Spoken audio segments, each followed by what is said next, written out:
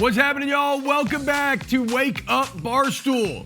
Say welcome back because it feels like a continuation of yesterday as the madness continues. We'll recap all the highlights from day one of the NCAA tournament. We'll preview day two. Look at that. We got High Point, the hero of the day, Chase Johnston, coming on here in the second hour of the show. We'll break it all down. We're also going to talk a little MLB with Hunter Pence. Don't go anywhere. Wake Up Barstool starts now.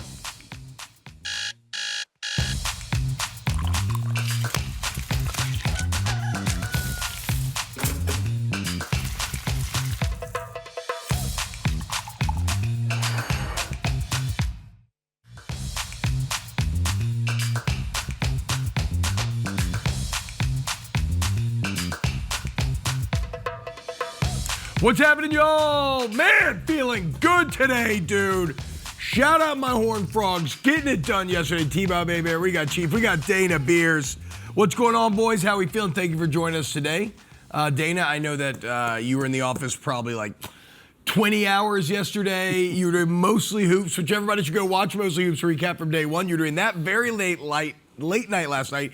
Now you're back. How we feeling, babe? I might just live here, and I'm cool with that. These are the best sports days of the year, and I'm happy being around the boys, you know, having a good time watching hoops. There's nothing better, T-Bob. It's truly just these next 3 days are I'm trying to think of a T-Bob word. Yep. These next 3 days. Euphoric. Okay, yeah, hell yeah. Sports fan. Pretty good poll. Yeah. That's a good poll, Dana Beers. Euphoria as a sports fan. How? What about you, Chief? No. I was gonna complain. Yeah. Because it's like you're delirious. You're up until midnight watching the games. You're right back here the next day. But if you're doing 20-hour days, I can't say anything. I love it. It's the best. So look, it was a fantastic day one. A lot of hand wringing kind of coming into the tournament about like the death of upsets, the death of Cinderellas, and ultimately we'll still see where this goes in terms of what does the Sweet 16 deliver, like when we get to the Final Four, what does that look like? But in terms of the day one intrigue, I am very pleased to report that the NCAA tournament remains alive and well because yesterday it was awesome, man. And I think I want to start with the VCU UNC game. I mean, look, VCU is a great program in its own right, but UNC obviously one of the most traditional powers in college basketball history. And really, for 95% of the game, just cruising, man. Up 19 with 10 minutes to go.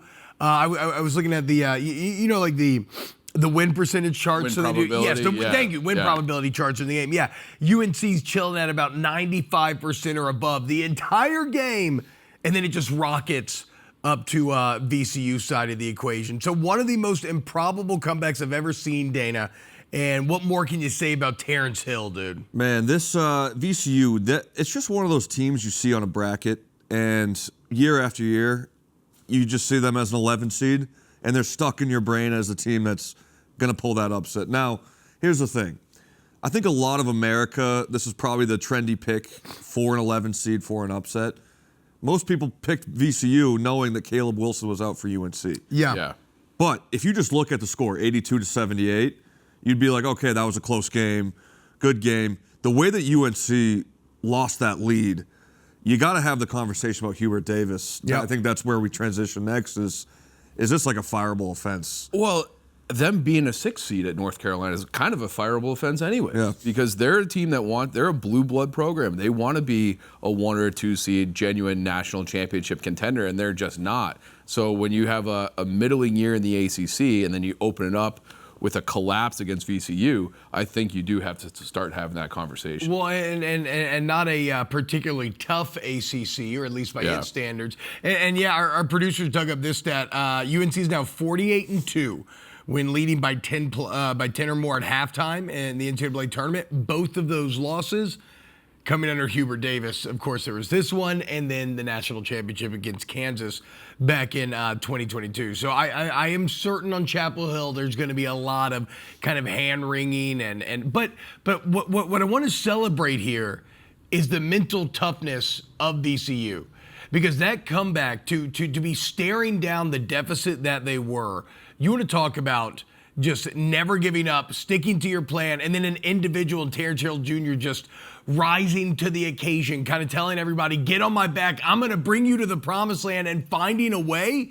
It was one of the more, no hyperbole, one of the more absurd sporting 10 minutes in terms of game time that I've ever seen was VCU roaring back and then finishing the job at half. I mean, how about Hill, dude? He finishes with 40 minutes, 34 points, 7 of 10 from 3, and how pretty was that game winner? Beautiful. Crossover, step back, drained it, sucked the soul out of North Carolina, dude. It's just this program is year after year, they're always in the mix, and you can't say enough about what Terrence Hill did out there. I mean, to me, I don't want to keep harping on UNC and their problems, but it's a shocking way to go out. I know they didn't have their best player, but man, it's just, I don't know where UNC goes from here in terms of if they keep Hubert Davis. What would you do? Would you keep him?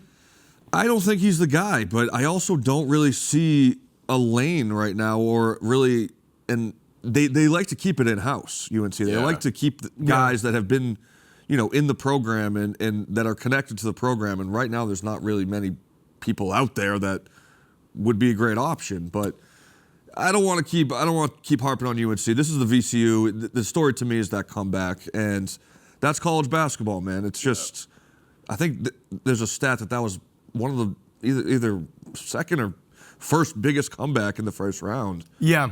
Yeah, I think it tied the largest comeback for the first round since the tournament expanded back in the 80s. I also feel like VCU, like that 11 line is no longer appropriate for them. They're in the A10 now, which is a good league. They've been doing it forever. It's not just Shaka Smart. So they've moved on. They've had different coaches. They still just win every March. It's almost like they should be in that like 8-9 line if they're going to have a year where they're 28-7. I feel like maybe the A10 deserves a little bit more respect. The crazy thing with these ACC, these high major teams, make your free throws, man. Yeah. You just make your free throws, you win that ball game. Yeah. You win that regardless of the 19-point meltdown. Just make your free throws at the end of the game. Yep. And you win the ball game. And UNC just didn't do it. God, you could feel the panic starting to set in, and they collapsed. I'm not one to talk. I had the yips with the Juggernauts this year. And there's not been a lot of look. There's not been a lot of good basketball on display. You're not making $400,000 a year in basketball, though. I'll say this about Hubert Davis. Again, my opinion is nothing, right? It's that of a layman, but just outside looking in, like, I think there's a few elements that create a perfect storm of bad for him. First, there's like the stats that we just read. There is the fact that you finished 6th in this ACC. You have this incredibly disappointing collapse in the round of 64. But more so than maybe anything, it's what Duke is doing. Yep. That Duke hasn't missed a beat. And then they went from they're a legendary coach and Coach Cade and now Shire, and they're cruising right along. Although yesterday, maybe a bit more of a scare. Not maybe, definitely much more of a scare than anybody would have expected. Siena up 11 at half against Duke. Duke ends up surviving in the second half. One of the more insane halftime quotes I've ever seen as Duke basically like, yeah, we thought it was going to be easy. It's not. We got to lock in the second half. Like, there's a level of honesty that I really appreciate. Multiple players said that same thing. I think Cam Boozer said it, and Malik Brown said, they said, we came into this game thinking it was a cakewalk. We thought we were going to just come in here and crush them. And Siena, led by Jerry McNamara, I mean, I think they were up 13 at one point in the second half. They didn't sub anybody in. They played 5 guys. And then, until the very end of the game, they subbed one guy. And you could see just how tired they were. Yeah, that's why they ended up kind of petering down the stretch. And at some level, I kind of respect that, but also that's why you lost the game at the end. Because your dudes had no legs. You could just see it. They couldn't even jump with Duke at the end. But this, to me, is concerning. And I'm not going on a limb to say that. Duke does not look good. They haven't looked good for weeks now because they are missing 2 of their starters, Gongba and Caleb Foster. Caleb Foster was supposed to come back in the Final Four, but if you're playing like this against TCU on Saturday, they're not going to win the ball game. They're not going to win because Duke, here's the thing about Duke. Their point guard, Caden Boozer, right now has played 40 minutes, 39 minutes, 38 minutes, and that's a jump from, I think he was about 22 to 23. Ooh. And he's not that player that should have the ball in his hands that often. And they have 6 guys that they're playing. Cam Boozer can't do it all. it's ugly, man, and I don't think it's sustainable. They need their guys back. If not, So how I was framing this in my head, and it seems like you kind of already answered it, was like when you look at yesterday's Siena game, was that more of a function of Foster and Ngongba being out, or was that them sleepwalking and now they've woken up? So do you feel worse about their chances in the second round? You don't think that was just them kind of playing with their food as much as it was these injuries are actually taken away from who they are? I don't think they have a sustainable. If they are playing 6 guys like they have been, I don't have much faith in them moving forward. They need Ngongba back. I believe he's going to be back against TCU or the Sweet 16. That just adds another guy that they can play. But no, they have not looked good for a while. I really don't feel good about Duke right now. And great, I don't like Duke, so that's good. That's. But if you look at this bracket, if it's not TCU, then who is it? Who can take down Duke? Because that doesn't look like the scary. I don't know, dude. St. John's might be the most underseeded 5 seed in there, dude. Yeah, Big East. They've been hot. Kansas is completely unpredictable. Yeah. I can't wait for Kansas Cal Baptist today. Yeah, it's going to be a fun one. But no, Duke they're worrying me a little bit, but how awesome would that have been for America as a whole if Siena took them down, man? Oh, dude, it would have been. That would have been one of the greatest sports stories ever. I mean, the 16-1, what does it happen, once or twice? Twice now in NCAA history, but for it to happen to Duke, the ultimate America empire, the bad guys, it would have been fantastic. Unfortunately, we don't live in that blessed reality. I would have loved it too. Shout out TCU, guys. Go Frogs, my Frogs, getting it done yesterday in an absolute battle with Ohio State. Near disaster as they're up 15.5. Everything's all good. They're rolling right along, and that game ends up becoming a dogfight down the stretch. I guess I should say, we have a contest in-house here where we all stand to make a lot of money if our underdog team wins, and my lot's been thrown in with the Horned Frogs. Shout out to my guys. You feel good, brother. Yeah. I feel very good. You should feel good. I feel very good. We're looking at a week in Duke. You get past the Ohio State test. TCU, Jamie Dixon knows how to win at this time of year. And look, TCU's proven they can beat the best. So they're going to have to shoot well from 3, something that they generally don't do very consistently, but they did manage to do yesterday. What were your takeaways from TCU guys? Man, they are a physical team. They were up, I think, 15 at one point. Their problem is that they need to close these games, and they were able to against Ohio State, but to lose that lead late was not the best look. Sketchy. Yeah. It was sketchy. But their one big dude Punch there, he's blocking shots. I think against Duke, he can be a great matchup for Boozer defensively. And yeah, they're not great shooters, but they're physical. And I'm on a podcast with 2 Ohio State basketball fans. They are not happy. That's what I was going to ask. How are they feeling after yesterday? Because I didn't want to celebrate too hard here in office because, look, this is going to be awesome for me, whatever. And Kadek and Ella, if TCU gets this thing done. But, that's money, that's fun, whatever. But, their hearts were actually on the line yesterday. I felt a little bad for the boys. I think they're happy that they were in the tournament because Ohio State basketball the last couple of years hasn't been awesome. But they're also frustrated with the fan base that kind of just steps in after football season and immediately complains. Yeah. Without really knowing much about the team. Because I know Mark Titus has a lot to say about Ohio State basketball fans. A lot of them just come in and start complaining because they don't know much. Why aren't we winning the national championship? I don't know. Yeah. Chief, what about you, man? What did you think of TCU Ohio State yesterday? No, it's like you get in a time machine and Jamie Dixon just has the same sort of team that he's had for 30 years, where it's like those pit teams.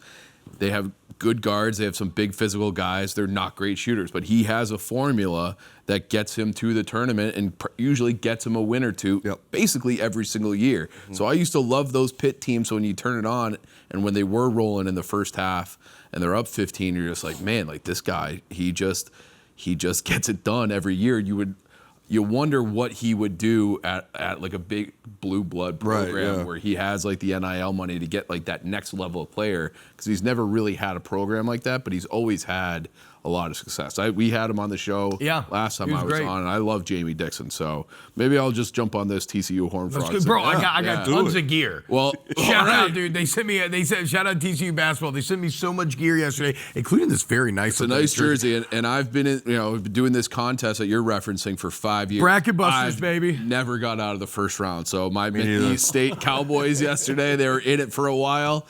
Just broke my heart. I got Prairie View tonight. All right, let's go. Yeah. I had Montana State 3 years in a row. That didn't work out either. So shout out my frogs, dude. Let's go, baby. Get it done. Finish the fight. So as I understand it, it's this. Yeah, I think that's it. Isn't this Gonzaga? Who does this? NC State, maybe? NC State. Somebody does this, and it's because it's like a bulldog, I thought. I think TCU is this. They're the Horned Frogs. Right? Yeah. Yeah. I don't like doing hand signs. My hands are too tiny. It makes me self-conscious. Yeah. Also, wearing all this white makes me a little self-conscious. I feel a little like marshmallow-like. Dude, you look jacked. Yeah, thanks, Dan. Hair looks great, too. All right, guys, thank you. I was fishing, and I reeled a couple in. Hey, so check it out. Hashtag AskWub on Twitter. You can go there, ask questions. We'll answer all of them throughout the show, at the end of the show, etc. I got some sound that we're going to get to. We still haven't gotten into High Point, Wisconsin. So we got more day one action to recap. Some sound bites that I think spur a couple conversations I want to have. And then later on, we'll preview today's action. So college basketball, wall to wall, today on WUB. Stick around.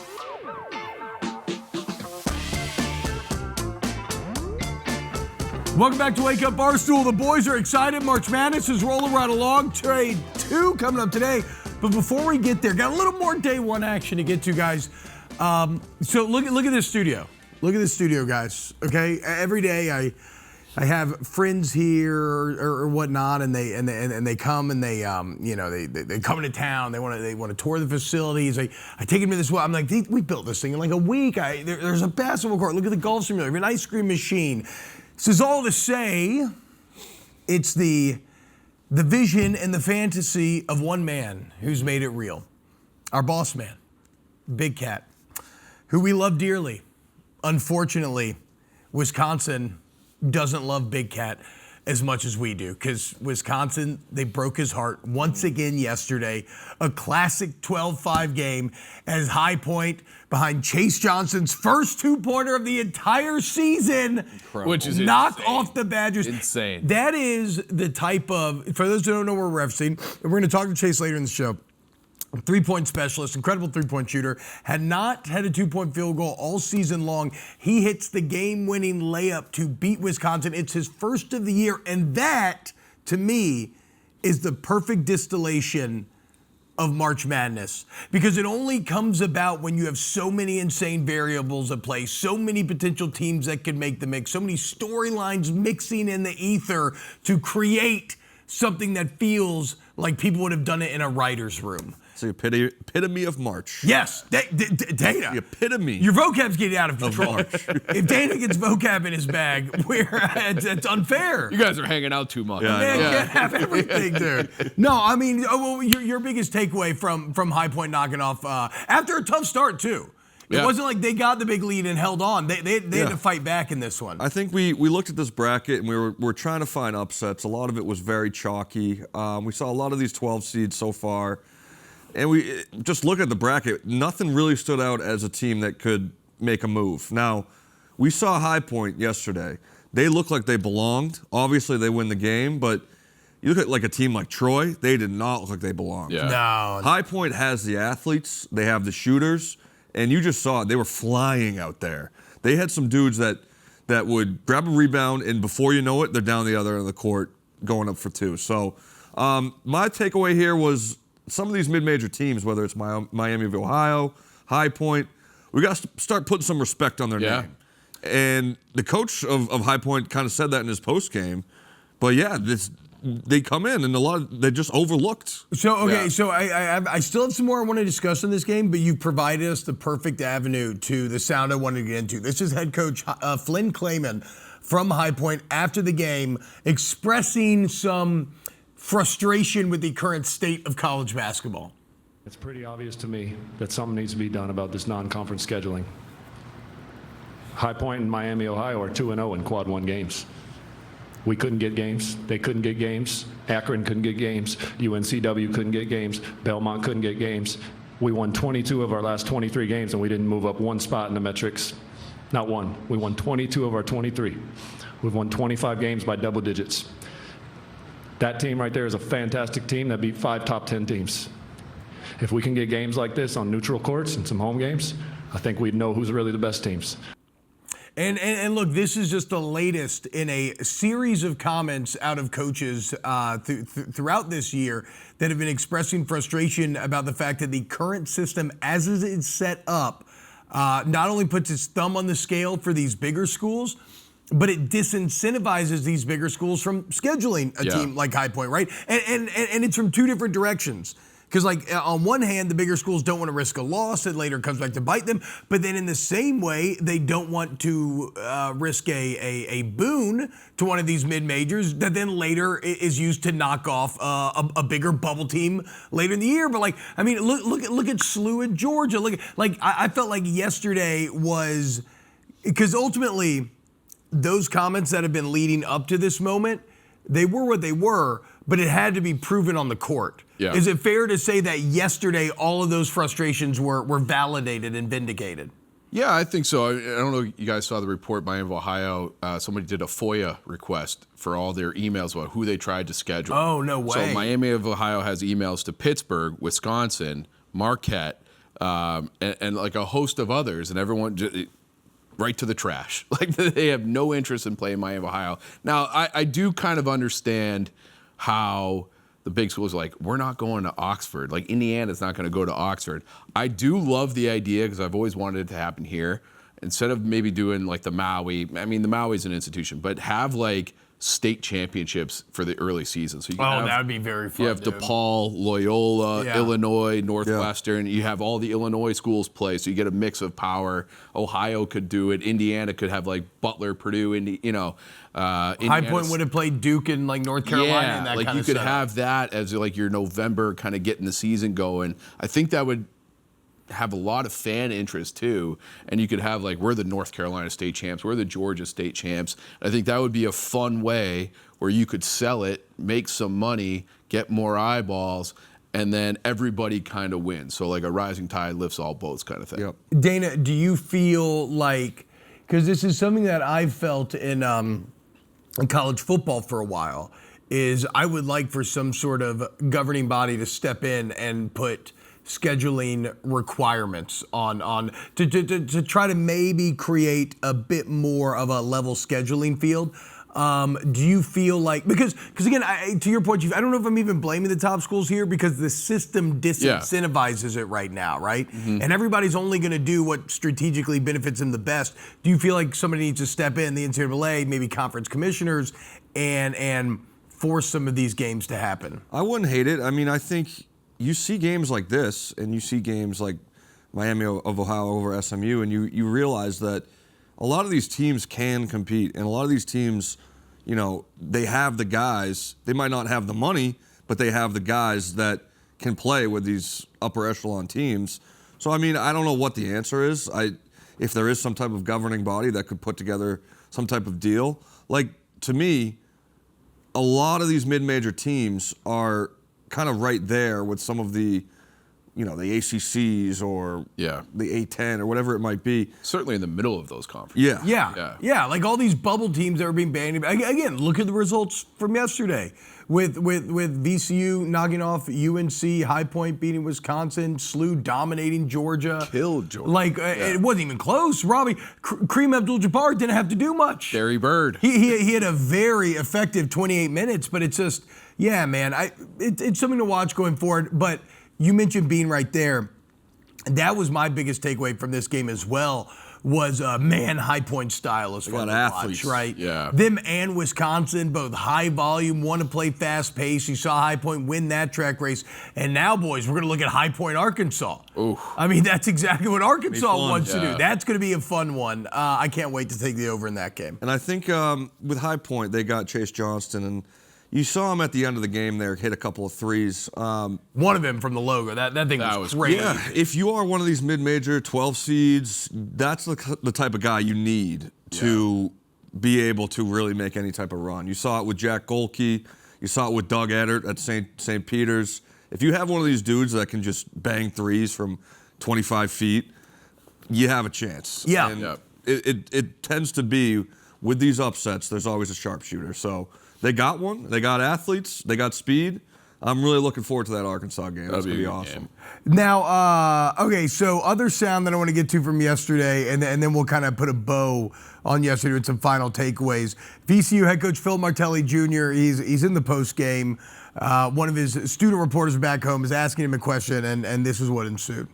Ben Rikosh, WVCW Sports. Coach, walk us through the last... Hold on, I am going to shout you guys out. Watch, I know there's a lot of professional media here. Our student media, the best in the country. They are unreal. Unreal. 3 of these guys drove in a snowstorm. I'm not sure why they did it, but to Davidson, to cover Davidson. They came out to St. Louis. They've been everywhere along the way. They did miss a game for one of them did miss, 2 of them missed a game for Valentine's Day, but we won't talk about that. I understand young love is young love, but this crew right here, like I told them in Pittsburgh and I tell them again, cannot thank you guys enough. You are what this is about, right there. And watch, I said it in Pittsburgh. The rest of these are getting paid. Not enough. They don't get paid enough, but they are getting paid to be here. They're not paid to be here, and they show up every single day, every single game, and I can't thank you guys. Sorry, go ahead. No, I appreciate that. Shout out Martelli, man. Really enjoyed getting to talk to him a few weeks back. Shout out to those students, like he's talking about, man, doing it because they love journalism. They want to be in this profession, and they're just in a scenario where they have to find their way. What's interesting to me, this is not unlike kind of what Titus was talking about, right? And I think this is one of the reasons why Martelli and some coaches appreciate those guys so much, because those students, those media members, those are the ones that are there during the dog days. Yeah. In December, when everybody's still talking about college football, before everybody Johnny come lately, now you're at the tournament, now the national media suddenly shows Guys up. like me. It was, yes, exactly. Me too. Yeah. Me too. But it was nice to see them get their roses, man. Definitely. As a journalism minor at Stonehill College. Oh, wow. Look at that, dude. I have respect for what Phil Martelli Jr. said. Listen, Wait, the Chief, grind out there. Chief, what's your degree in? Philosophy. Okay, wow, jeez. Did they? I mean, I thought mine was worthless. I'm a general studies major. I thought you would like that, T-Bob. Dana, no, I do love that actually. But shockingly, Dana, I don't know if you would have known this, but that makes you the only actual professional journalist on the show right now. I mean, like, Mediated communication major, journalism minor, 2.3 GPA. You're actually bro. You're actually using your degree. Pretty much, yeah. You're on a national television. I'll sports tell you talk this right show. now. When Hank interviewed me 9 years ago, he didn't look at my resume for a second. That did not matter. How many beers did you yug during the degree? That's all that mattered. Yeah. So that's who Phil Martelli was talking about. Shout out, man. So real quick, any other takeaways from yesterday? I thought both the Texas schools acquitted themselves well. Yeah. A&M and Texas, I guess technically being underdogs. St. Mary's should be banned from the tournament. Every year they just put up Such a stinker. a disappointment, yeah. BYU, just a disappointing season all around. They spiraled the last month and a half of the season. Banzo looks awesome. He does. He's going to be a star. Yeah. But would have loved to see him make a run. Yeah. What's the big picture takeaway from a team like BYU, where they very publicly said, we're going to treat this like an NBA team. We're going to invest a lot of money into 2 or 3 guys and then kind of fill out the edges around them. And I know they caught an injury, but like the 2 guys left still dominated. Oh, yeah. Yeah. But it never translated to winning in the biggest games down the stretch. They even before Richie Saunders' injury, I think they had lost 5 out of 6, so they were really starting to tailspin either way. But it is an interesting, I guess, experiment that you look at where they spent so much money to bring him in. I don't know if they're going to get a player of that caliber anytime soon. So it's like, no matter what NIL you got over at BYU, if you can't get out of the first round with a projected first or second pick in the NBA, I don't know. Maybe you just go the route of spreading the money out. I have no clue. They got 2 4-stars coming in. Just really disappointing season overall. Yeah, it's and again, it's an odd one because Devanza just scored more and more and more down the stretch. It just never quite translated into wins. I wonder if that's going to be a formula for some of these kind of second-tier programs where it's like they just use their money to keep their guys. And it's like, we're going to have like solid players, but we're going to keep them together for 3-4 years and have like that like team chemistry as an X factor as opposed to all these an experience as opposed to like the true blue bloods who are doing all basically one and dones. Yeah, and it's so tough to parse, right? Because it's the classic, like there's multiple ways to skin a cat, like, and some of it just comes down to like some coaches can make that kind of setup work, some coaches can make other ones. What? Excuse me? You've never heard there's multiple ways to skin a cat? Oh yeah, that's an expression. Did you ever skin cats in We're skinning cats.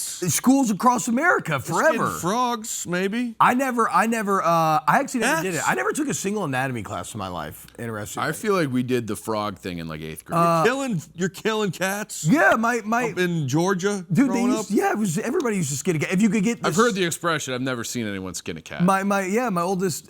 Now I don't know if we did it at my age. I remember my oldest sister. They were very proud of themselves because they skinned the cat all in like one go. And these are dead cats? No, they were alive.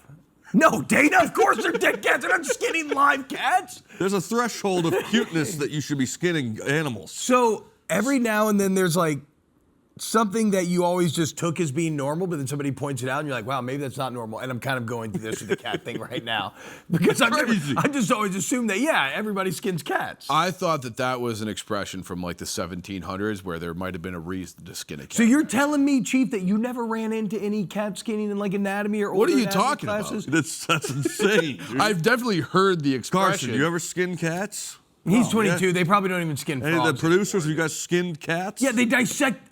All right, that's what I was going to say. They What dissect I'm talking No, about? they dissect the cats the same way they do the frogs, guys. No, they don't. So you do that in school? Yes, in high school. No, they don't. Yes, guys, I'm not crazy here. Hashtag ask what please. I'm not crazy. I'm not making this up. I'll text my sister right now. This is the South. She nicknamed her cat skin. Why? Because it was like the class mascot. This is disgusting.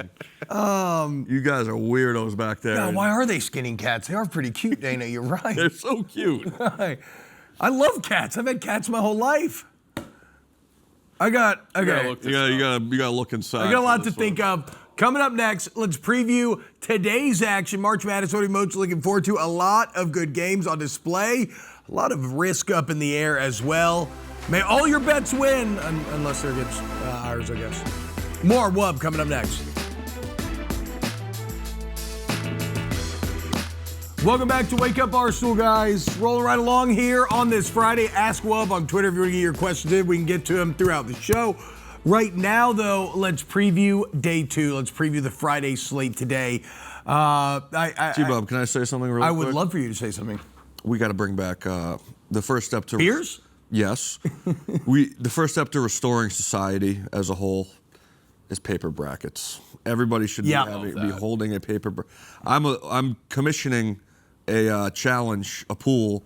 I got 30 paper brackets, just doing the red pen for losses, black pen for wins. Nothing better. That's fun. It's fun. Yeah, either one. Highlighter. We need more paper brackets. People, Are highlighter sales down in America? They gotta be. Gotta be crushed. Is Digger Phelps still on television? Nope. Is he still alive?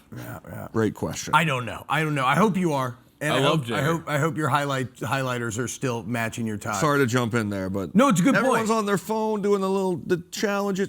Let's write them out, boys. Production says Digger's still alive. Still alive, 84 years old. that. We love you, Mr. Phelps. Dana, it's.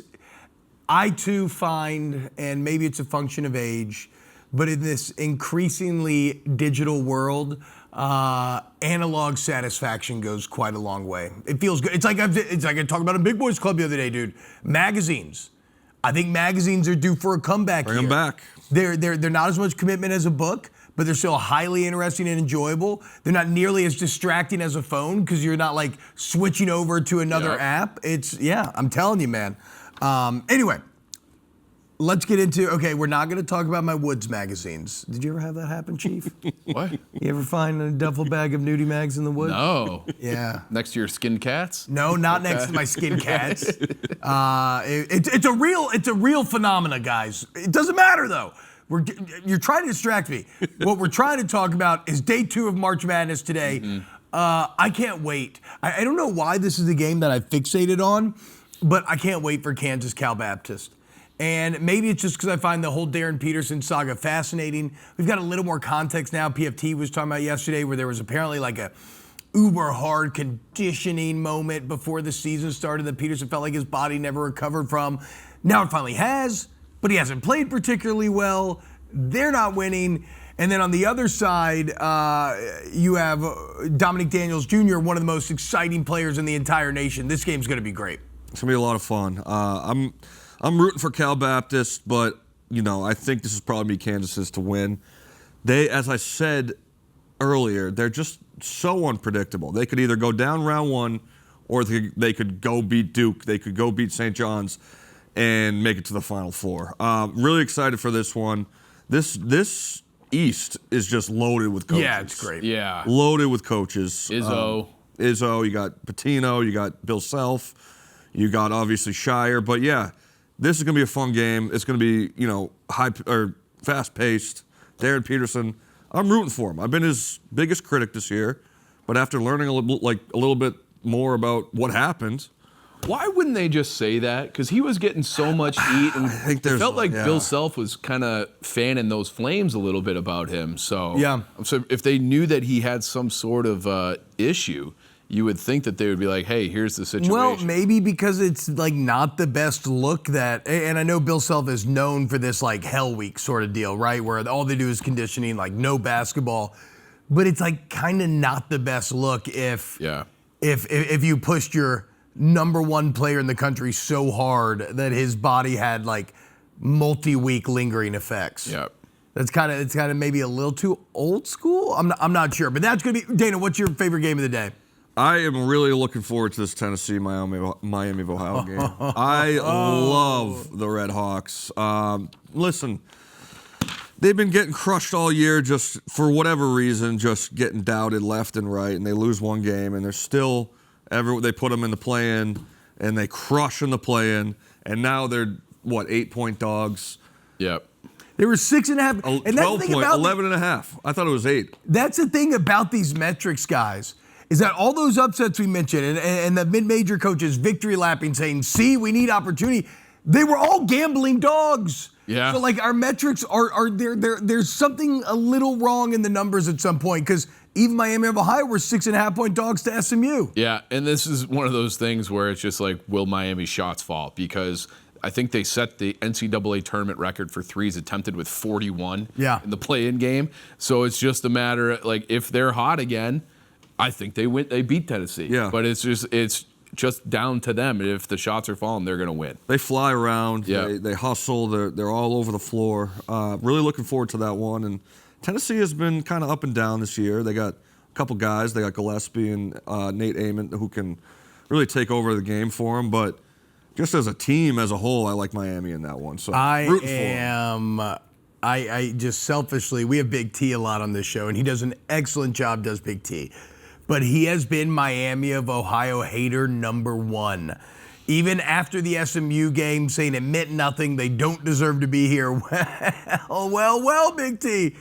Now, we gonna see today. Big T is a generational hater. Yes, he's a guy he was born as like a 58-year-old absolute curmudgeon. Of course, he hates the story that is the Red Hawks. That's what I'm saying. And so now, like, his mental health is on the line today with this Miami of Ohio Tennessee game. That's going to be fantastic. What about Santa Clara, Kentucky? It's a good one. And to me, the story here, it's all about Kentucky, the money they've invested, and the lack of results some said investment. Yeah. Like really maybe the only more shameful program in the entire country is Indiana. You saw the report that came out the other day?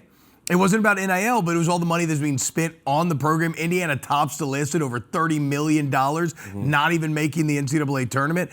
Kentucky's not quite there, but it's not that much better. I mean, reportedly over $20 million on their roster, and this is what you have to show for it. This, to me, is a season where you can kind of just take the horse out back and just pull out the shot. Skin that cat. Turn him to glue? Skin the cat. We're still making glue out of horses, right? Is that still a thing? I think they make dog food out of horses. What? What? Now that's pretty crazy, sure. Chief. I'm That's pretty sure. crazy. Don't make me look that up. But I'm almost positive that's real. I think this is kind of like a put them out of their misery type game. Kentucky fans do not like this team. They do not like this coach. I think it's just they don't have a chance at making a run. So maybe if they win this game, they're still going to get crushed by Iowa State. Put this team out of their misery. Go Santa Clara. Yeah, look, so there's still a lot of tournament that I want to get to. The rest of the games today, there's a ton at play. Coming up next, we're going to switch gears slightly to the NBA as there's a massive story that came out yesterday about one of, the finals favorites at the East as the Pistons lose their star for, maybe the rest of the season. More Wake Up Barstool on the other side. Don't go anywhere. Closing on hour one. Welcome back to Wake Up Barstool. Let's close out a little NBA talk as... Well, some disappointing news for Pistons fans as Dana's Celtics are charging Detroit. Cade Cunningham, he'll likely return for the playoffs, but going to miss the rest of the regular season with a collapsed lung. Sounds terrible. Yeah, I was just saying off air. You hear collapsed lung, you think that guy's not playing for 10 years. He's going to miss 8 games. Get him to the hospital immediately. That sounds like a death sentence to me. But I will say, I remember back in 2013 when the Blackhawks were playing the Bruins, Patrice Bergeron, remember that name for the Bruins? Oh, yeah. He played with a collapsed lung in Game 6. Hockey guy. Yeah, so it's like, he's like, I got a lung in reserve. I'll be fine. That's crazy. Hockey guy. Yeah, That's how he did it. A little knee to the back. That doesn't make any sense that your lung should collapse. That's terrifying if your lung could collapse that easily. That looks like every single football play should result in a collapsed lung. I think through dissection, we've learned how the lungs work. And so I think you just basically stick some glue on it, pump that thing back up. Look, again, he'll miss final 8 games of the season, hopeful to return for the playoffs, Dana. Does this change the East outlook at all, really, to you? I think a lot can happen in 8 games. The Pistons have not really been too impressive after they had a really hot start this year. The Knicks could maybe lap them. The Celtics could maybe lap them. But really the East, to me, is pretty wide open either way. I think if you're one of those top 3 teams, you're not going to play any world beaters kind of in the lower half of the Eastern Conference. Who are you the most afraid of in the East as a Celtics fan? Weirdly, I do not want to match up with the Hornets. The Hornets have been... They're fun? They've been fun. They've been hot. The Sixers stink. The Magic, maybe. They've been kind of up and down.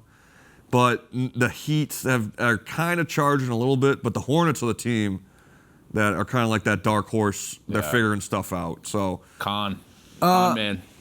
In other news, as we wrap up the hour here, love him or hate him, you have to give him his flowers. LeBron James just tied Robert Parrish for the most games played in NBA history. This dude is 41 years old. He's still averaging 21.5 points a game. How about this? As a sentence, let me know if you agree or not. And shout out my guy Chris Branch, who writes for The Athletic. He wrote this, and I was like, okay, I think that's an inarguable way to phrase it. You could say best player of all time, whatever. He has had the best career in NBA history. yeah, I agree. I'm a LeBron guy. I'm right there with you. He's just so I didn't durable. say best player, Mr. Chicago. Chief, I didn't say best player. I said best career. Yeah, he's had a very long career, extremely durable, no real work stoppages, didn't retire to play baseball. But it's like you gotta have the championships. I don't think he's ever been defensive player of the year. I don't know. Like there's some boxes still for LeBron to check. Straws. I'm not. He's defensive player of the year. I guess defense crazy. doesn't matter. I guess it doesn't matter. He could have won 10 MVPs. People just get MVP fatigue. Yeah, also... It's like Jokic. Yeah, he could win 10 too. That's why Karl Malone and Charles Barkley got it. His career is the combination of Tim Duncan and Michael Jordan. He's got the compilation. He's also got the high highs. I think it's an objectively okay take or a good take. Both those guys have more rings than him, though, right? Yeah, I believe so. All right.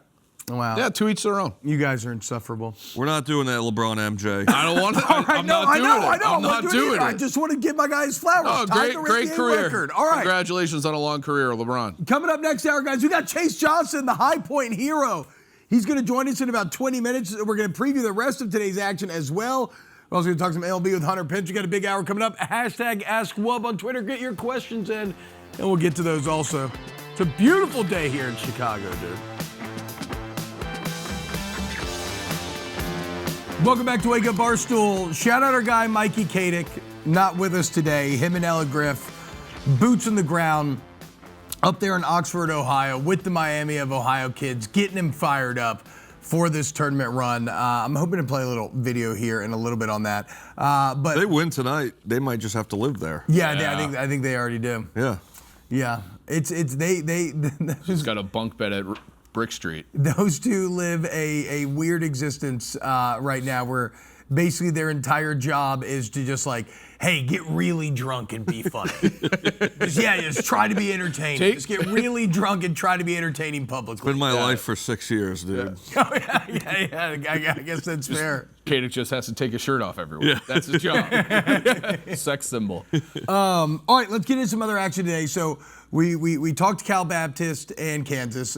We talked to Santa Clara, Kentucky. We haven't talked Texas Tech Akron, which to me is yet another one of these kind of mid-major prove-it points. You have a hobbled Texas Tech team against a red-hot Zips team. Dana, what's your read on this one? This is one of the trendy picks, I would say, right now for an upset. Texas Tech, so they lost their best player, almost said Obi Toppin, JT Toppin, but they still have Christian Anderson, who is arguably an all. Little hobbled, though? Definitely a little hobbled, but they also have this guy, Donovan Atwell, who is one of the best shooters in the nation. They kind of a little bit had like the Ewing theory where You got better. they got a little bit better for a little bit. Yeah, they had the when hot Toppin run was immediately out. when it happened. And they've still been playing well, so I'm not going to overthink this. I'm still going to go with Texas Tech. They've been through the ringer in the Big 12. Akron looked awesome throughout their MAC championship run, but I think to me this is still Texas Tech. It's going to be a fun game. I'm not going to get sucked into the upset. As I understand it, these are both teams that are on the smaller side, want to play super high tempo, and want to take a ton of shots, right? Like this should be sort of Wisconsin high point sort of pace of play. I think we're going to enjoy. What's the over in there? 155. Yep. I'm going to enjoy betting It'll be the a over fun in this one, one. yeah. Let's go. Proof for some points, baby. I mean, God, that was one of my major takeaways from yesterday. This is definitely the most I've gambled on the tournament thus far. I think you just got to miss me with any unders. It's just not fun. And I know that's always I know that's most sports, but it just feels so good every time you're watching a high-tempo team and the ball goes in that you know you're good to go. The stress of being in that gambling cave with Dave is like a whole different level because if you happen to have a bet that's opposite of him or Big Cat, Can't say anything. you just zip your lips. You don't say a word. But if something goes well, you just go, yes. Big Cat literally relegated me to the kids' table and banned me from the actual gambling cave out of fear that my naivete and overall positivity would cause Dave to fire me. And then they would. This is for your own good. That's what Nikki said. Nick's like, you have the least sense of self-preservation of anybody that I've ever met. I think today's plan, though, is a lot of community bets. A lot of on the same page type of bets. That's the best way to do it when you're in the group fun. like that. Yeah, that'll be a lot of fun. When everybody's not and you're cheering for separate things. We got some kids' table synergy going yesterday, which, by the way, the setup here, guys, that we have to watch these games is unlike anything I've ever seen. 2 full rooms of televisions with everybody going crazy all day. So again, I'm not picking a side in Texas Tech Akron. I do think it's going to be one of the more exciting paced games of the entire day. What about Clemson, Iowa? Kind of on the opposite end of the spectrum there, right? Gross. Is this just going to be like slow, grindy, fundamental half-court basketball here? I like Iowa in this one, but this is going to be is it a slog? Yeah, slog. Yeah. Rock fight. Why does Iowa? Every sport. Their identity. Their baseball team's probably scoring 2 runs a game. That's what I'm saying. Their identity just has to be slow fundamentals in the unglorious parts of every single game. I guess it's representative of, the blue-collar spirit. I do kind of love that it's just like they represent their whole state. Yeah. Like this is what Iowa is. They're just farmers, slow pace of life. the football and the basketball mirror that perfectly. Yeah, to me, this I'm not going to overthink this again. This is that Iowa has the best player, Bennett Sturts. Just NCAA tournament games, important. You have the best player. Yeah. You have the best player on the floor. I'm going with Iowa here, but it's going to be disgusting. I'm going to try and put it in the top right corner and not really look at it as much as I can and focus on maybe a more fun game when this is going on. But yeah, 8-9 goes on to play likely Florida. So I don't know. I think Florida's going to crush whoever's in their way. So to me, just don't even worry about this game. Just check out the score and see what happens after. For those who don't know what I'm referencing, we have a picture of the JV room, aka the kids' table. There it is, dude. This is the overflow for the gambling game. Everybody that's not allowed at the adults table. Oh, they for say Thanksgiving, dude. the top comment on the gambling streams is always it's got to smell nasty in there. I'm with them on this. Yeah, this is got to smell like fucking. This is fun. You said it's got to smell like fun. It's got to smell like fun. It does smell like fun, and it smells a little funky as well. Yeah, it smells funky. That is a just disgusting group of human beings. Just people right there. crushing pizza all day, getting back into the small room. But it was a good time. It was a good vibe. Looking forward to getting back in there today. What about? So we mentioned all the coaches in the East earlier, and it's funny. Nate Oates' name not popping up. Alabama, Hofstra, Aiden Holloway, of course, out with the recent arrest and whatnot. Dana, do you think Hofstra's can, or Chief? Do you think Hofstra can get it done? Dana. Where are we at with Bama? Yeah. No, Bama's gonna. I think they're 11-point favorites, 11.5, which yeah. seems a little bit like a trap game to me. I know they lost Holloway, but they should crush Hofstra. Hofstra, I'm going to go on record as saying they do not have a chance in this game. Okay. If I'm wrong, I'm wrong, but Bama's fast. They got LeBaron Philon, who's going to light it up. And I'm really looking forward to, hopefully, a Texas Tech-Alabama game in that second round. Stephen J is a Hofstra guy, right? Yep. He is, yeah. Yep. I think we have a couple. Max is like a half Hofstra guy. Yeah. You got to park each one of them right next to Bosco for this game. Oh, it's going to be fantastic. We put that little clip up, the Bosco prank. Yeah, again, so Brutal. pure Barstool shenanigans here. If you watch Wake Up Barstool, you know that Rico Bosco's our guy. He's our college basketball guy. He's the company's college basketball guy.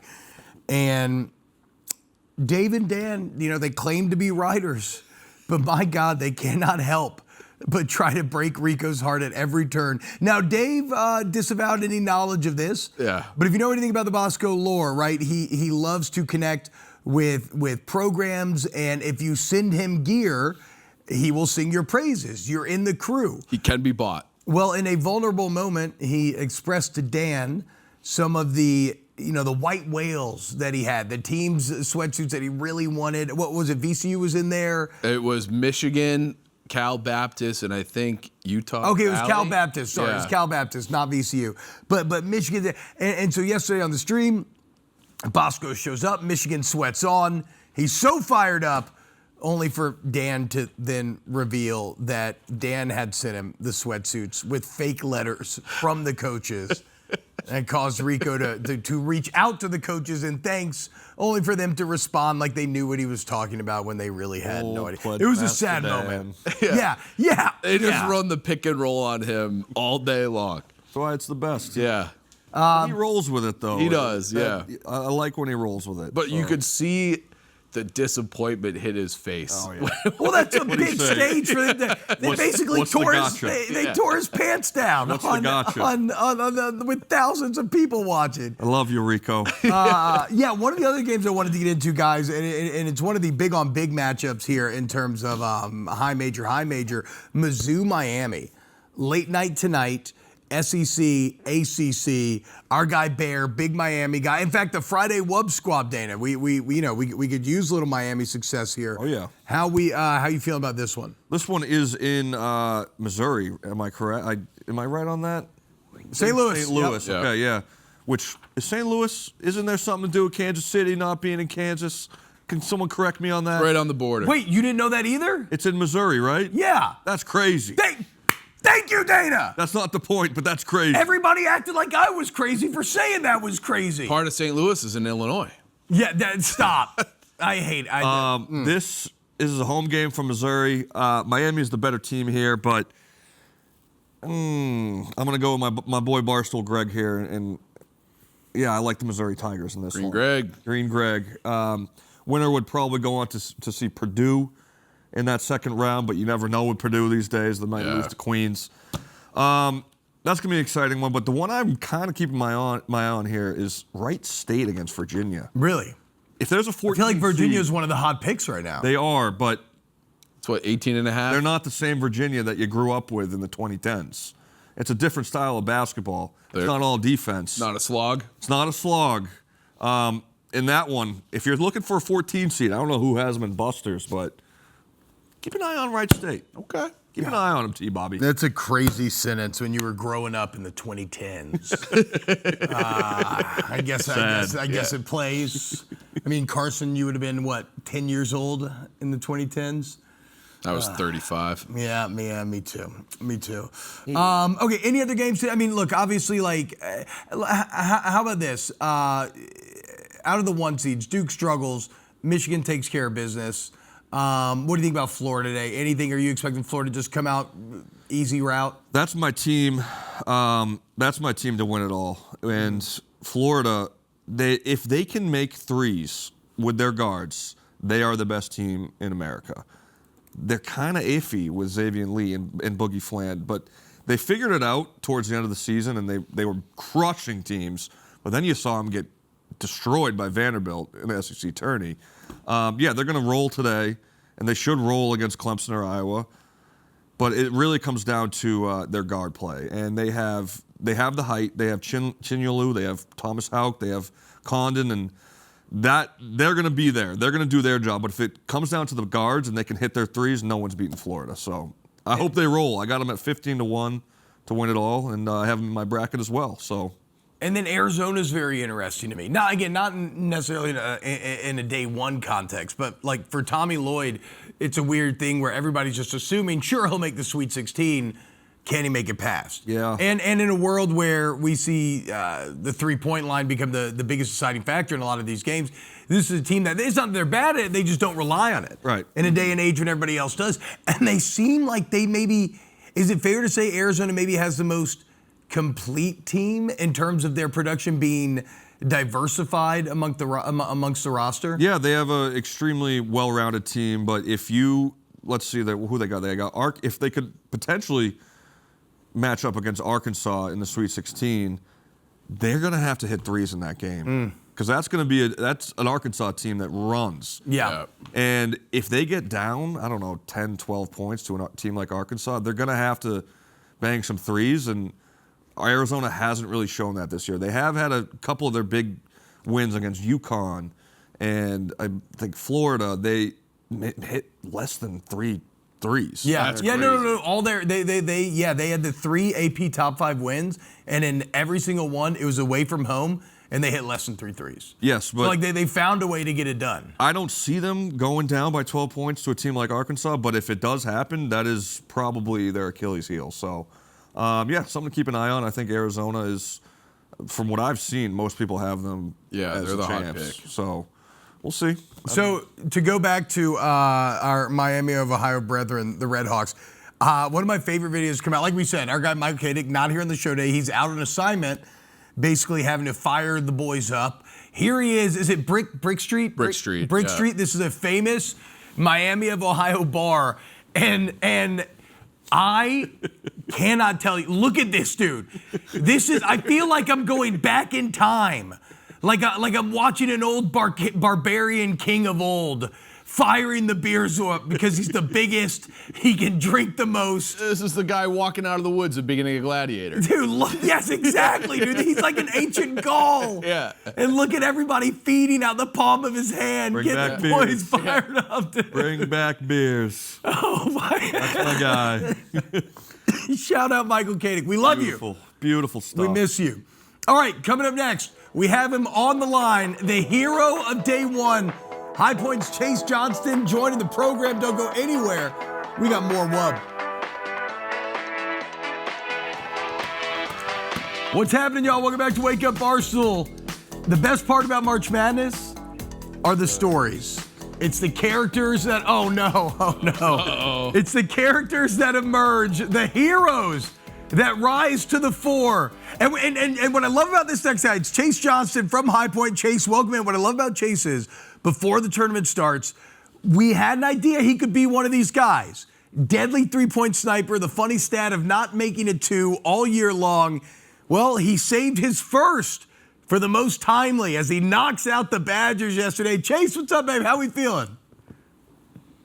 Appreciate you guys having me on. I feel great. Obviously, it's a dream come true, something you dream about as a kid, so I feel really good. So, Chase, I actually didn't know about this, but you may owe somebody in this studio an apology now. Hey, Chase. What's going on, dude? How you doing, man? All right, I got 2. Well, you know what? I'm going to be nice and start with a congratulations. Incredible game. You guys were awesome. Outplayed my Badgers. It is what it is. I just have 2 questions. The first question is, like, how did you get a magnet in the ball for that half-court logo shot? Because that was not that. There's no way that was real. Like, that wasn't a real shot. So how'd you do that? You know, I practice those, man, every day. I know some people think that's crazy to say, but I get up almost 1,000 shots a day, and I practice those shots. You know, you could ask the GAs or the coaches. We get those up every single day. So, like I said, a lot of people probably think that's just kind of something I pulled out of nowhere, but it's something I put a lot of work in. Yeah. Too. It was an incredible shot. And then my other one was you made your first 2-pointer of the entire season. It took you 6 steps to get there. How did that feel? Oh, good, man. I couldn't take a dribble because all my momentum, I would have fallen over. And I knew the dude was tracking me down. He was going to try and pin me. So I was like, you know what? I just got to try and get my gather step. I call it a gather step. I don't know if I travel. Let's see. No, you were running with the football. You basically were running across the goal line with the football from the 10-yard line. It was crazy. You guys, it was an incredible game. You are March. I actually did the worst part, Chase. I assume you were busy with school in the fake school you go to where you eat steaks and get free ice cream. That's not me. Did you hear about the plane? Did you hear about the I know. plane It's not me being bitter, whatever. But I actually 2 weeks ago said you are the next Jack Golke. Little did I know you did it to my team. So I predicted this 2 weeks ago. I was like, this guy is absolutely perfect for March, will get hot at some point, and then it happened right in my face. The shot that you made where you were going like sideways, that was also incredible. So congratulations, man. I was really upset last night. I barely slept, but congrats, you did it. I appreciate you, man. Thank you so much. All right, I'll let these guys go back. Way to take the high road. Look at that. Good job, Way to Dan. take Hey, the high road. that's how this place was built. Chase, how about this? Take me into the vibe of the team, the huddle, the locker, whatever, when it didn't start great, right? Wisconsin comes out, they're kind of rolling, and we're all in there. We're like, oh, man, High Point, we made too much of him. It didn't seem like y'all got outside of yourselves, though. It seems like you just kind of stuck to your game and trusted that it would come through. So what were y'all telling each other on the sidelines? Yeah, I mean, this team is so special. It's a team that, you know, I'll never forget. Just kind of we build our motto off serving each other, loving each other, never getting wavered. We build our team off of a Bible verse called John 15:13 that says there's no greater love than this, than to lay down one's life for one's friend. And that means when adversity hits, when things go wrong, right? Are you going to fold, or are you still going to have belief in the brothers to the right and left of you? And so we believed all along from the moment we got who we realized we were going to play Sunday night, and then throughout the game. Obviously it's a game of runs, and we trusted each other, and we just kept encouraging each other and finding joy in other success. What were you thinking when you pulled up from the logo? Was that one of those things where it's like, if this doesn't go in, I'm in trouble?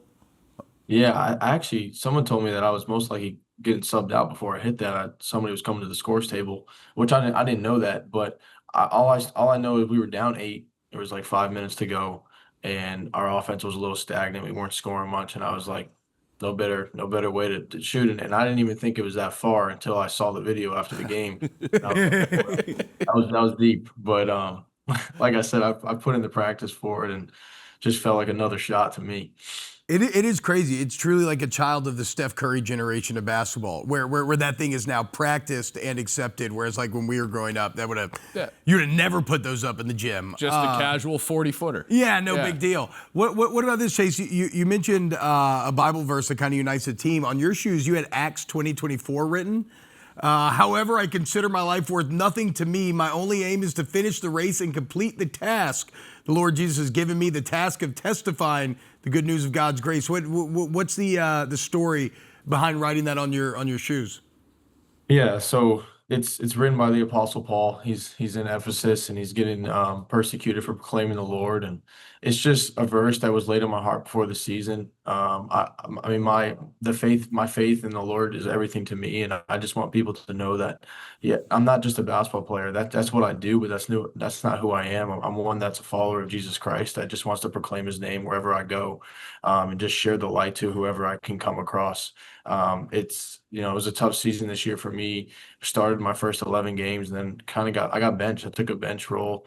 And the only thing I could hold on to is my faith in the Lord. And if it wasn't for Him, I wouldn't be sitting here talking to you guys. I wouldn't have had the game I had last night. And I'm just so grateful that He saved my life 3 years ago and that I can serve Him in however way He wants me to serve Him. That's amazing, man. What you mean He saved your life 3 years ago? Is that in terms of you committing to Him, or like what? Like did something happen? Yeah, so I mean, I grew up in a Christian home my whole life, right? And kind of just I felt like I put my faith in Christ in second grade, but wasn't really walking it. A lot of people talk it, but don't really walk the walk. And 3 years ago, my brother had a conversation with me and just was brutally honest with me. And my scales were removed from my eyes in that moment. And I put my faith in the Lord for real, and was like, Lord, I just want to live for you. I'm willing to die for the sake of the gospel. You've saved my life. You've died for me. And so, yeah, since then, it's been the hardest 3 years of my life. I know a lot of people think when they become a follower of Christ, it'll be easy. It's actually the opposite, but it's the greatest joy I've ever had. Well, look, at a lot of hard work to get where you are now, and you have yesterday's moment. It's massive. I'm sure you're still kind of riding that high. So, what does today look like for you as y'all get ready for round two here? Yeah, so we're on Pacific time right now, so it's like 6 a.m. around here. But we have breakfast around 9:45, and then we have practice around 10, and then we have another shoot around 12. And then we'll just do a walkthrough and watch some film and kind of just hang out at the hotel and get as much rest as possible. I seen we had the late game tomorrow night here at 6, but Eastern time it's 9, so we'll have a little more rest time tomorrow as well. But today will be more of like a prep day. Do you crave the stage? Because again, y'all are putting in, and I loved your coach's comments after the game about teams not willing to schedule you and how y'all have been dominating. It's like you're not getting any credit, the ratings not going up and everything. Now y'all have this stage to make the statement. You did it once, like you said. The late game tomorrow could be just a crazy environment. You're not scared of it though. I'm not. I mean, obviously, like we talked about earlier, my faith in the Lord. I mean, just staying unwavering to Him, and it's something I've done. I feel like I've done my whole life. I was raised into it. I went to a high school, Westminster Academy, was able to win 3 state titles, and I just love the moment. I feel like that's just how I was raised. It's how I was born, and not afraid to. I'm not afraid to fail. I'm not afraid to succeed. Just whatever happens, I know that the Lord has a plan for it. Chase, we saw Coach Klayman talk a little bit about how mid-majors kind of need to be a little bit more respected, maybe get some more games on their schedule with some power four the high majors teams.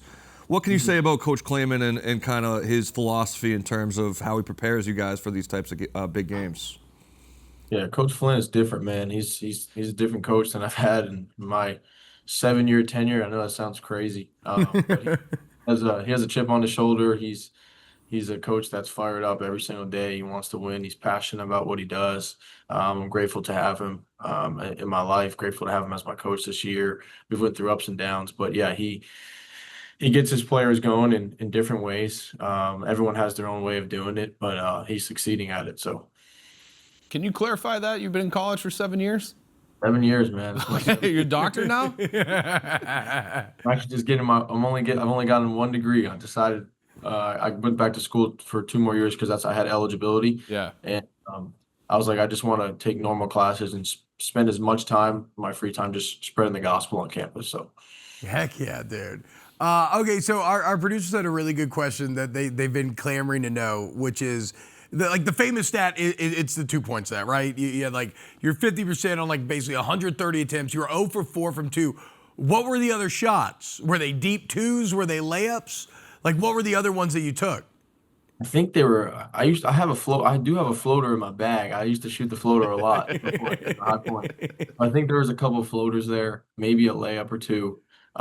Maybe my foot was on the line on one of them. I'm not sure, honestly. I know that there was a couple of floaters in there though. So this is kind of interesting. Like pulling up from the logo is in a weird way almost like more practiced or a more normal shot for you statistically. A high percentage shot. Yeah. Did you feel more nervous going into the breakaway layup than you did the logo shot?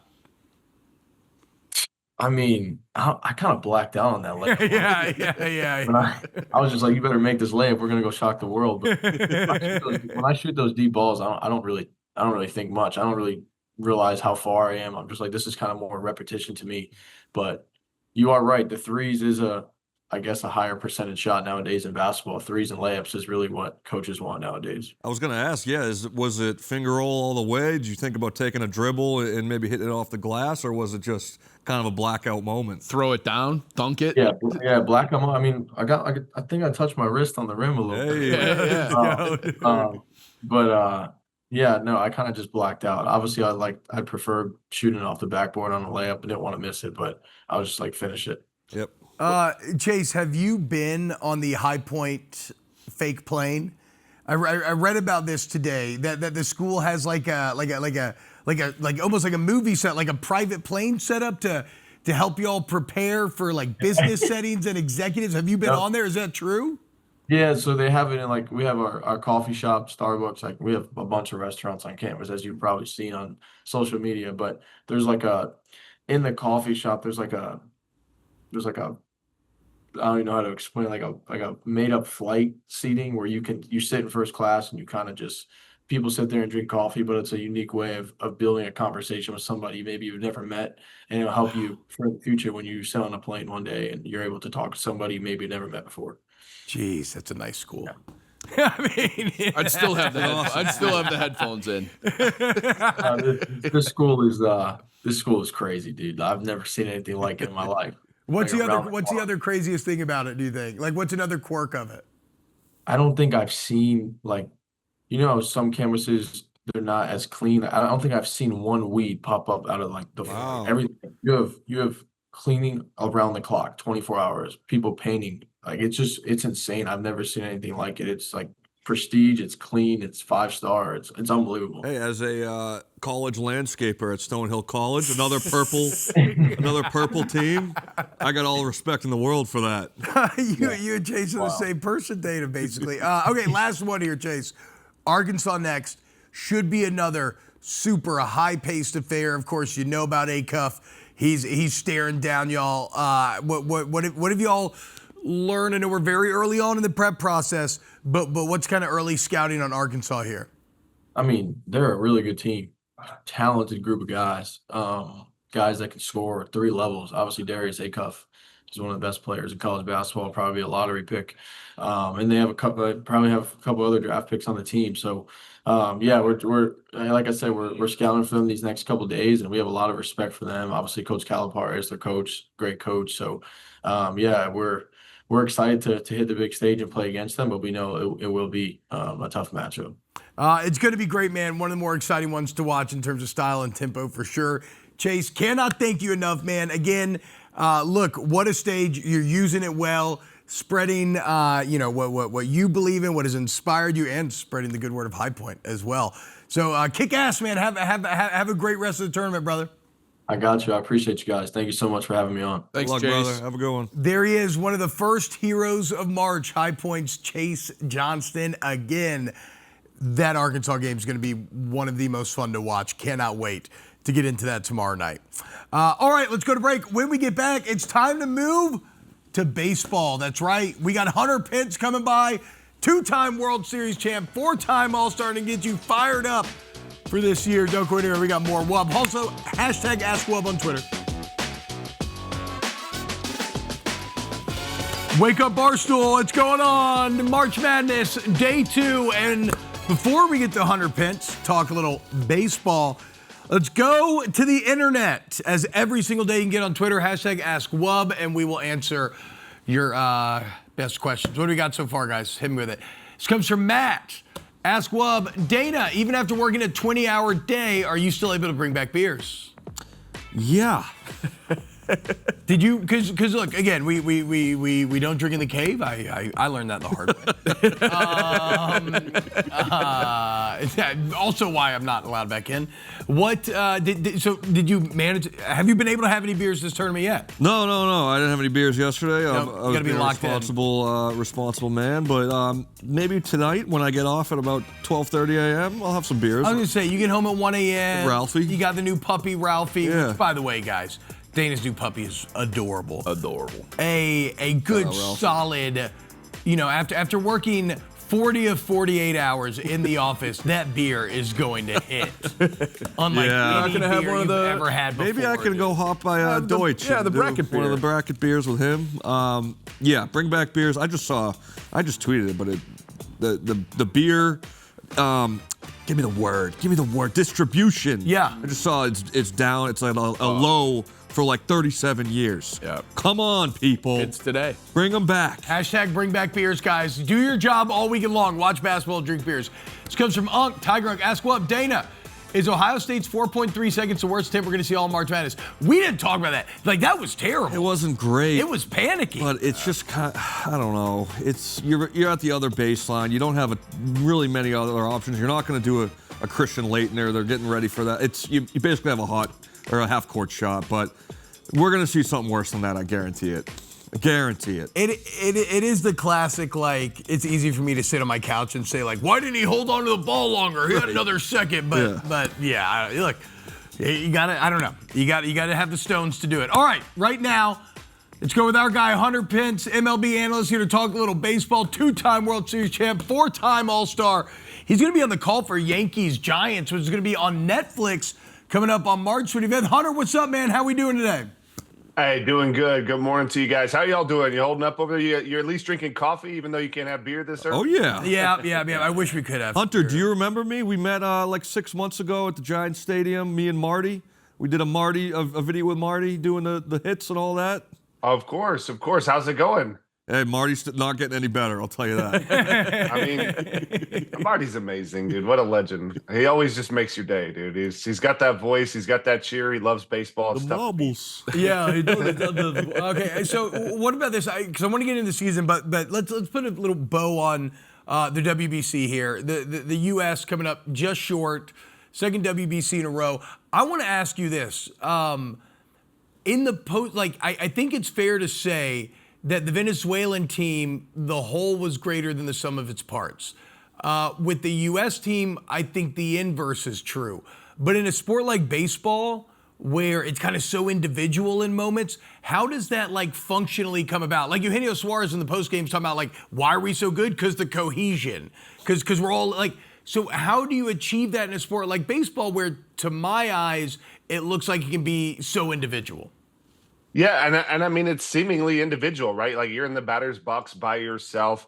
It's actually really hard to explain, but you can see it when you played for a long time. You've been on certain teams. There's a difference when you're really connected, when you're fighting, when you feel like that purpose, when everyone's kind of on the same just wavelength. And, it's hard to really fathom, but you watch it in the dugout. You see them dancing and you see them, all around each other. You're fighting for a country. You're fighting for where you grew up. And I know the U.S. is doing that as well. But there's a bit of letting go from this Venezuelan team. And honestly, these games could go either way. These were two extraordinary teams. The talent of Venezuela, it's hard to say that anyone is, you get to the Dominican, Japan, U.S., in Venezuela, and Ronald Acuna Jr., Jackson Chourio, these Eugenio Suarez, these are guys that are extraordinarily good baseball players. The back end of the bullpen of Venezuela was incredible. You see Bryce Harper here going off, but really there is something to cohesion, letting go. They're fighting for a purpose. It almost feels like it's a little bit harder to be the U.S., and I'm not here to make excuses, to be the one that's expected to win. It's hard to say that anyone's more talented than the U.S., but like when you're like an underdog and you're fighting against that, it kind of drives you a little bit more versus like we are supposed to win, and to back that up, which is done a lot. Like the Dodgers did it last year, 2 years in a row. It's hard to do. So I do think there is something to cohesion, to fighting together. You feel it's invisible, but you can't really logically explain it, honestly. What do you think about the idea of moving this event to MLB All-Star Week? So it's in the middle of the season, guys are ramped up, and maybe extend the All-Star break by a week. Do you think that has any legs, and that would get the tournament more attention? No, I think when it is, it maybe like a week later in spring training would be the furthest I'd move it back. And I was listening to AJ Przinsky talk about this, because at first when they mentioned it, I was like, yeah, that'd be exciting, but you don't really want to take that long of a time off in the middle of a major league season. The risk is actually even higher. Granted, everyone will be more in sync with baseball. As far as like, you're talking about the U.S. Americans that are coming into spring training, they're a little bit not quite ready for what they're asked to do. I think if you made it just a week later and then you just head into the season after they come back from the WBC, because even just another week in spring training, you start to get where you're ready. You're ready about a week before the season starts. So for me, if you do that during the season, though, it just feels like it's too big of what about all the other players that aren't in the WBC? They're just sitting around for 2 weeks. You're messing up that rhythm. It feels a little bit awkward. Other than the Olympics, I do think that if all of the teams stop for the Olympics, similar to hockey, I think that would be incredible. But there's no doubt about it. The WBC, as far as it has to be bringing in baseball fans, but as a baseball fan, it literally is one of the most amazing things to watch. Purely the passion playing for the country. It's insane. Hey, Hunter, I would consider myself more of a casual regular season baseball viewer. Can you give me some, I don't know, one or two major storylines heading into this year that someone like myself can look forward to? Man, major storylines, there's tons of them. I mean, obviously, I think the Mets in and of themselves, how much money they've put into their team. What are they going to be able to do? They lose Alonso. They bring in a Bo Bichette who, was beloved in Toronto, a great leader, adding him with Lindor. So I think the Mets are going to be always a fun storyline to follow. Edwin Diaz going over to the Dodgers. I think they've become the evil empire, the Yankees of the late 90s that won a bunch of World Series. They've won 2 in a row. Can they win 3 in a row? I think pretty much everyone's going to have them on their radar to take out. The NL West, obviously, which I follow very closely. It's pretty extraordinary. Like if you look at the talent of the Padres, the Diamondbacks, the Giants, because the Giants lineup is for real this year, and I know a lot about the Giants, obviously, so I could give you tons of storylines there. So that's exciting, and then. The Red Sox and young Roman Anthony, the Red Sox-Yankees series and the wild card last year. I mean, we're talking the biggest rivalry in sports, if you ask me, and between them and the Giants and the Dodgers. But the Red Sox, they made some additions. They lose Bregman, though. What's going to happen there? And can the Yankees do what they're expected to do every year, which is win the World Series? They brought back the exact same team, but they're looking to get Garrett Cole back healthy again, which I think is a massive. Kind of like signing one of the biggest pitchers in the game. So those are just some broad scope without actually doing some hard research. But that's a good question off the top of my head. Hunter, how about this, man? Let's talk a little ABS.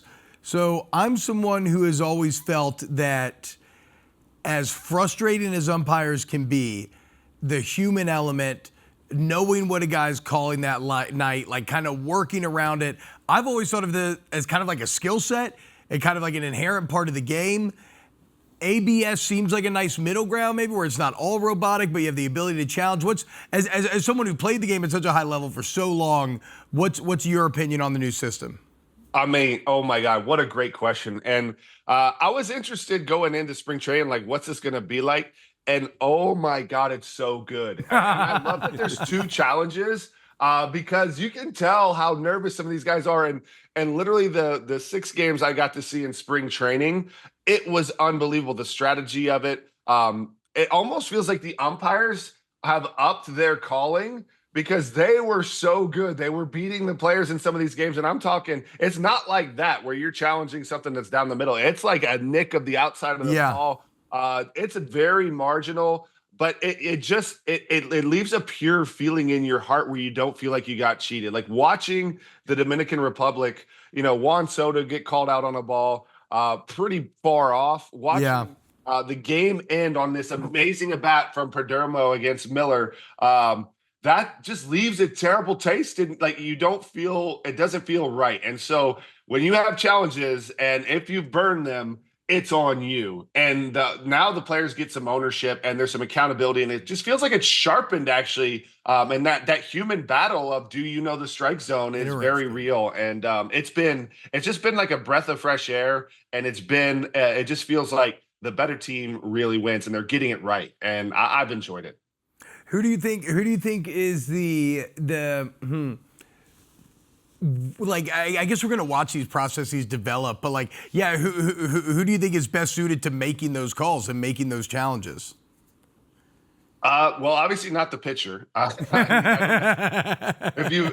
This was found out very soon that pitchers are too emotional to think everything's a strike. So the catcher knows, right? Like, it's going to be the catcher. And there's talks about this already, like who's really good, who can you trust? Like, Bailey's been exceptional at it. And like, there was a pitch actually where the Giants almost threw a perfect game the last day I was there. Robbie Ray went 5 innings and he threw one pitch and he was looking and like he thought it was a strike, and Bailey was like, no. And he's like, and it, like, instead of him getting all upset at the umpire or maybe in his head, he's like, okay, like my guy who's really good at this doesn't think it's a strike, and he went back to work. It almost like mentally kind of helped him even.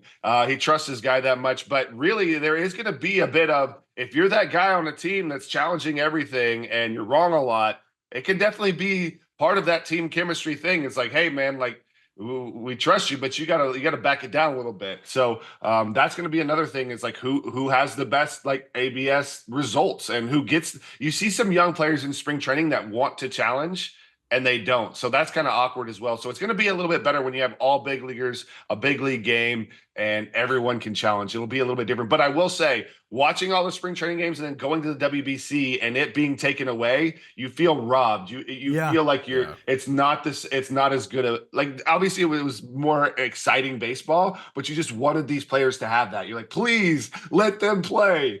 I kind of love this because, like, I always thought of it as taking away from the human element, but that's great perspective in that it really, like, strengthens it. It almost creates a new skill set for guys to excel at. I'm a little worried that we'll lose the manager umpire blow up fights. Oh yeah, that's always like a treat. That's baseball. That's baseball, brother. That's a very good worry, because it just felt like way less frustration from everyone at the field. Like, because like, there's a lot of frustration. There's a lot of, like, if a guy catches it good, like, part of the art of being a manager was staying on the umpire somehow, some way, or working. Like, Boach was yelling at the umpire every pitch. It felt like, he was trying to fight for us. He was like, give me my calls. Like, what was that? That was a good pitch. It's like, so that is actually gone, but it just feels like, I guess maybe from a fan's perspective, you want to see that frustration, but it was really way more fun to watch baseball. And like, you're more like, is he going to challenge? Like, you're kind of invested in that versus yelling at the guy all the time. Yeah. So maybe the mental health of the umpire is getting saved. I don't know. Okay, we have to go real quick though, Hunter. I got to ask you about this. You have a nephew who's throwing 101 and he's 16 years old. Is that, bro? What are we doing? What are these kids doing? How's that possible?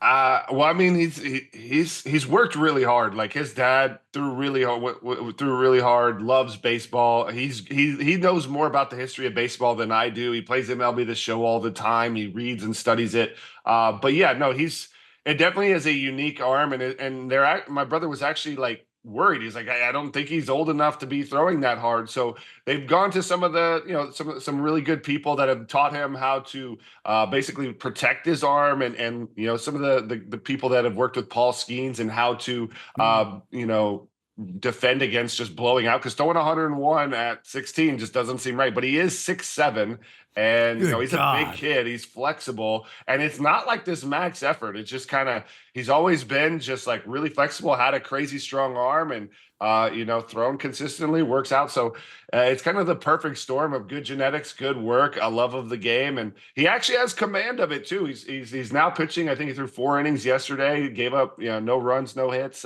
So it's exciting. I mean, for us, we're all really proud of him, and he's also a pretty good hitter as well. So yeah, it definitely really is strange, though, to see 16-year-olds throwing 101. Boys, his name, Striker. Sick. Nice. I mean, Nice. let's go, dude. It doesn't get better than that if you're talking about an ace. Hunter, thank you so much, man. Again, you're going to be on the call for Netflix for Yankees Giants. It's going to be fantastic. Thank you for joining us this morning, man. Hey, thank y'all for having me, and it's a pleasure to be on. And I hope you all enjoy the March Madness and get ready for baseball because it's going to be fun. Yes, sir. Yeah, so that's going down March 25th, guys. Hunter will be on the call March 25th on Netflix. Yankees Giants. Next Gonna be week, let's fantastic. go. Is that next week? Yeah. Good That's baseball. God, wow, unbelievable. All right, thank you so much, guys. Coming up next, a little Ask Wub to close out the show, and then kids send you back into the madness, into the weekend. Disney World's right around the corner. Let's go. The field for the college basketball crown is set. 8 teams are headed to Vegas to play for their share of a $500,000 NIL payday. To get your tickets, visit collegebasketballcrown.com. Collegebasketballcrown.com. Pretty good lineup of teams there, guys. Coming up. I'll be there, T-Bobby. Yeah? I'll be there. I'm very excited to go down to Las Vegas. Oh, let's go, Dave. Talk to some of the coaches, talk to some of the players, watch the games, and hang out in Vegas. Very, very pumped. That's I gonna heard be it's an awesome event. I haven't been, but I heard it's awesome. You got a favorite yet? Anything like that? I like West Virginia. Shout out to my boy Nicky. Clicky. Okay, so we have a lot. Okay, there's a lot that we don't have time, and there's a lot to get to here. First, apparently Chuck Norris just died.